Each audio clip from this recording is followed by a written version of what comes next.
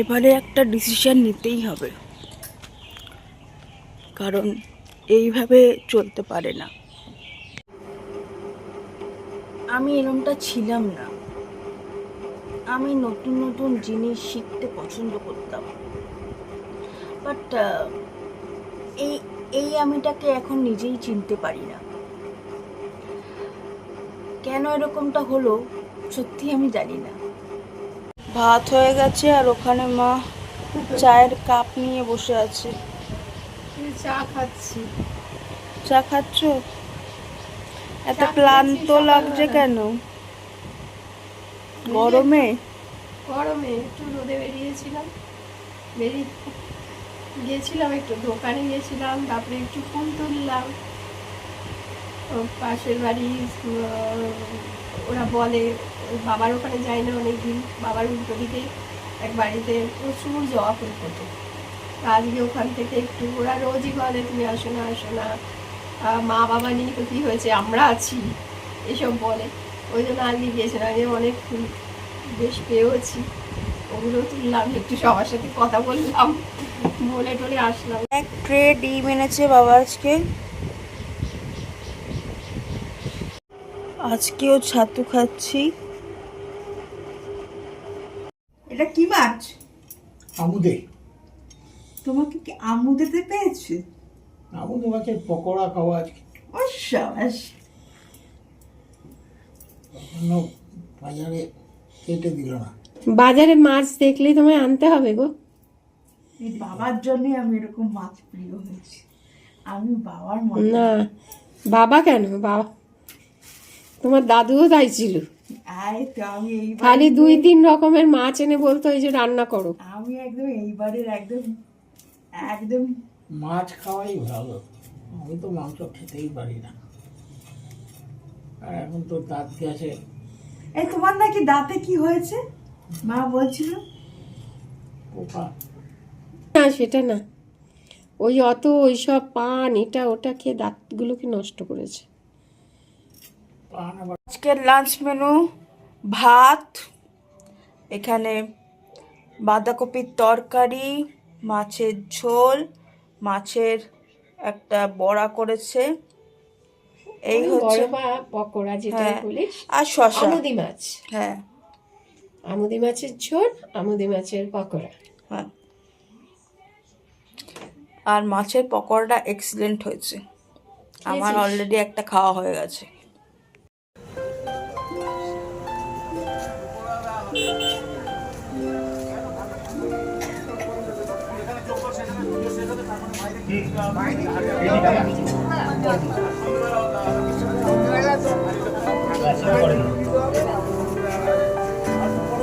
ওম স্বাহা ওম ধ্রুবায় স্বাহা ওম ধ্রুবক্ষিতায়ে স্বাহা ওম অচ্যুতক্ষিতায়ে স্বাহা ওম অগ্নয়ে সৃষ্টকিতে স্বাহা ওম ধর্মায় स्वाहा ओम अधर्माय स्वाहा ओम अद्भो स्वाहा।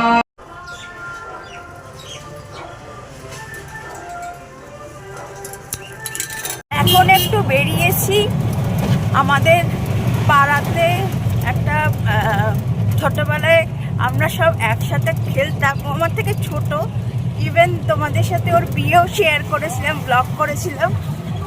আমরা ছোটবেলায় ওকে বলতাম সনিপাল। ওর মেয়ে হয়েছে, ওর বাচ্চাটাকে নিয়ে ও বাপের বাড়ি এসেছে আর কি। তো মা ওর বাচ্চাটাকে দেখতে যাবে, সে যেন দেরি হয়ে গেছে।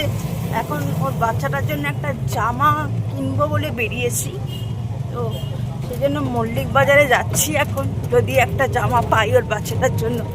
মা বাচ্চাটাকে দেখবে, খালি হাতে তো আর দেখা যায় না বাচ্চার মুখ, যেন জামাটা দিয়ে আর কি মুখ দেখবে আর কি। তো সে কারণে এখন জামা কিনতে যাচ্ছি। আর আমি এখনো সোয়েটার পরেছি। আমাদের আটানগরে যেন অধিকাংশ লোক সোয়েটার ফোয়েটার ছেড়ে দিয়েছে, সোয়েটার পরছে না, এমনি বেরিয়ে গেছে সব, এমনি মনে হয় গরমকাল পড়ে গেছে, এরকম একটা ফিলিং। স্প্রিং স্প্রিং বসন্তকাল। সব বাইক নিয়ে যাচ্ছে, কোনো সোয়েটার নেই গায়ে, আর আমাকে মা বলছে সোয়েটার পরে যা, ঠান্ডা লাগবে। কি অবস্থা। মল্লিক বাজার এখনো খোলা, এখন 9:30 মতো বাজে রাত্রির।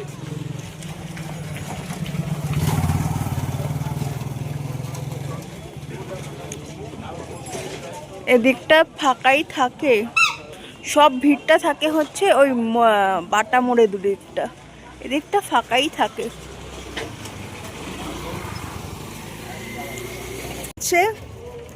তো একটা দোকান পেয়ে গেছি, এই দোকান থেকে আগের বছরে আমি আর বাবা পুজোর মার্কেটিং করেছিলাম।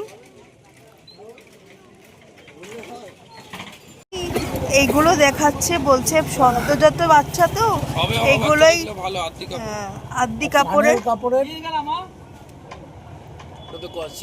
শীতের তো নেবে না বলবো, শীত তো চলে যাবে। হ্যাঁ, বেশি দাম বলে, খালি উল্টো পাল্টা দাম বলে, এই জন্য তোমার কাছে আসি না। সব সময় আসি তোমার কাছে, এরপর থেকে আর আসি না। বাচ্চাদের হোক তাতে কি হয়েছে, আমি বেশি কেন নেবো আপনার থেকে? লোকজন আছে। এগুলো কি জামা? ফানেল কাপড়। এটাই আমি দিতে যাচ্ছিলাম, উনি আবার বলো সারা বছর জন্য। না ও বাচ্চাদের ফাইনালি দেওয়া উচিত, যাতে শরীরে কি বলতো, এগুলোতে অনেক সময় এই যে ধার থাকে না, ধারটা। ও আচ্ছা আচ্ছা, এই ভাইটা ফুচকা দাও। তোমার আগের দিন তোমার ফুচকা খেয়ে আমার হেভি লেগেছে, ফুচকাটা হেভি টেস্টি।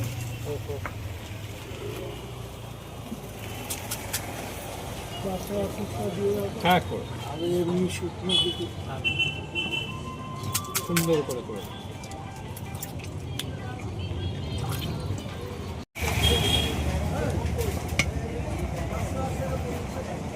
কটা আলু সিদ্ধ করো দিনে?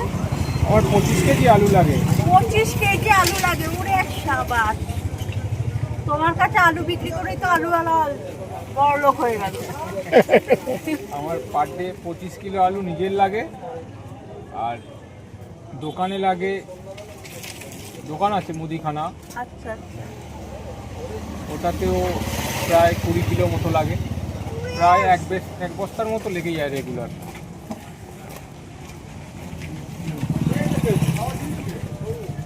তো আজকের ভিডিওটা এখানেই এন্ড করলাম। যদি ভিডিওটার কিছু তোমাদের ভালো লাগে তাহলে লাইক শেয়ার করো, আর সাবস্ক্রাইব করতে ভুলো না আমাদের জীবন।